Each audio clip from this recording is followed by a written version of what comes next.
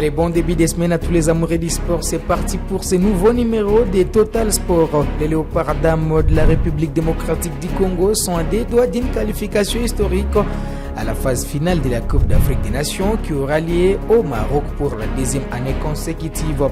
Ligue des champions de la CAF, le tout-puissant Mazembe se relance devant Mamelodi Sundowns après sa défaite lors de la première journée de cette phase de groupe devant l'équipe de Pyramide FC. Bestin Kazadi a été destitué à la tête de l'AS avec club de Kinshasa. Bienvenue à toutes et à tous pour les détails.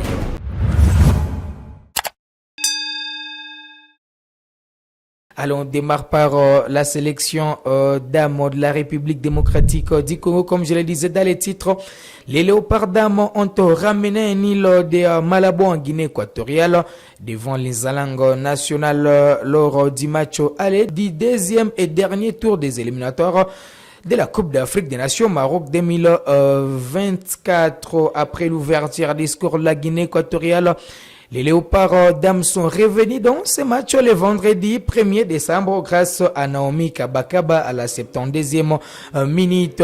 Les Congolaises sont à des doigts donc d'une qualification à la phase finale de la Coupe d'Afrique des Nations qui aura lieu au Maroc pour la deuxième année consécutive. C'est un baptême de feu réussi par Papi Kimoto qui a été nommé récemment à la tête de la sélection nationale en remplacement de Marcelo Kadiamba qui a permis à cette équipe nationale de prendre les dessus d'abord sur les Bénin. C'était lors du premier tour de ces éliminatoires. Donc les matchs retour se jouent déjà c'est mardi 5 décembre 2023 au stade des Martyrs de la Pentecôte. Donc les Léopards qui avaient réussi à remporter la petite finale en 1998 devant les Nigérias sont donc proches d'une qualification à cette phase finale 12 ans après. Donc les matchs de Léopards dames sera suivi de très près par les Congolais qui attendent la qualification de Kabakaba et ses coéquipières. On va enchaîner avec la Ligue des champions de la CAF. Après sa défaite plutôt lors de la première journée devant Pyramids FC 1-0 du Congolais Fiston Kalala Maele qui avait été d'ailleurs à l'origine de cette réalisation du club égyptien. Le tout-puissant Mazembe s'est relancé samedi 2 décembre 2023 au stade tout-puissant Mazembe de Lubumbashi devant Mamelodi Sundowns. Après une première période nulle et vierge, les Corbeaux ont fait le boulot en seconde période grâce au but marqué par l'international congolais Glodili Konza, servi par Ibrahima Keita, l'international mauritanien. Donc Mazembe va en tout cas rester avec 3 points. Donc dans ces groupes, toutes les équipes auront en tout cas la chance de se qualifier puisque ça fera 3 points pour Mazembe, 3 points pour l'FC Nouadhibou de la Mauritanie, 3 points également pour la formation des Mamelodi Sundowns, mais également des Pyramids FC. Donc la troisième journée dans ces groupes s'annonce tambour battant entre toutes les équipes face à une équipe des Mamelodi Sundowns qui revenait d'ailleurs d'une victoire en championnat devant Super Sport United. Les TP Mazembe en tout cas a fait le nécessaire. Pourtant les Corbeaux n'ont pas bénéficié des moindres matchs du championnat national pour se mettre à l'abri avant de croiser les Brésiliens de l'Afrique d'Acide.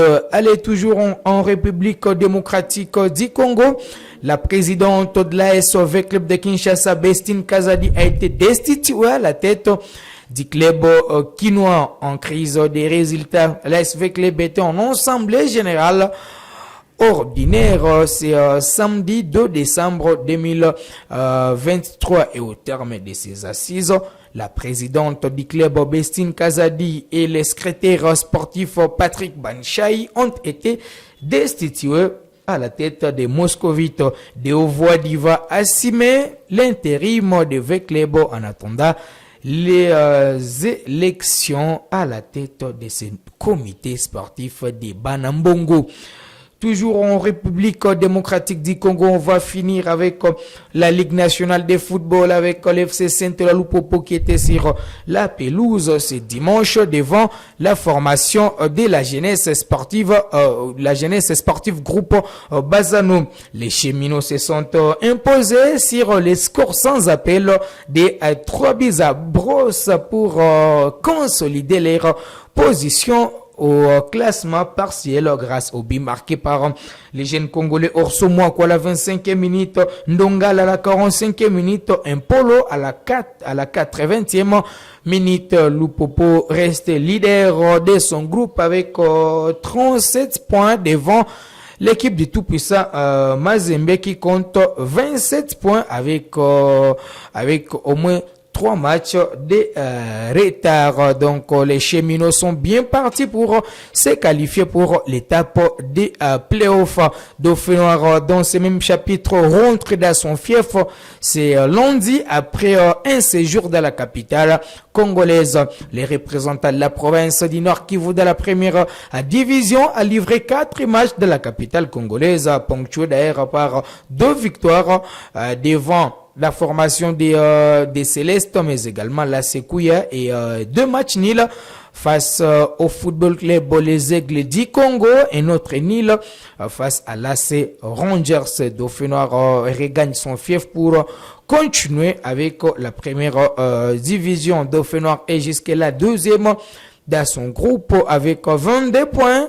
Derrière l'équipe de Maniema Union et devant l'AS avec Club de Kinshasa, mais aussi les Daring Club Motema Pembe. Comme j'ai parlé du Daring Club Motema Pembe, l'ancien joueur de cette équipe Moukoko Amale a été aperçu dans une séance d'entraînement avec les Immaculés.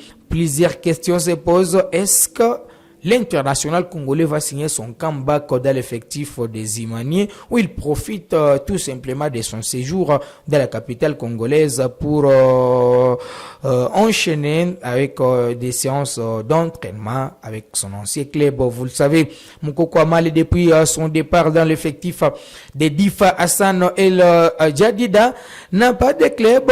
Plusieurs informations l'annoncer dans une équipe en Turquie, mais jusque-là, des Congolais et encore de la capitale congolaise. Voilà qui met un terme à cette production sportive. Vous l'avez aimé, dites merci à toute l'équipe de Kivu Morning Post TV. On se fixe rendez-vous très prochainement avec ce même plaisir.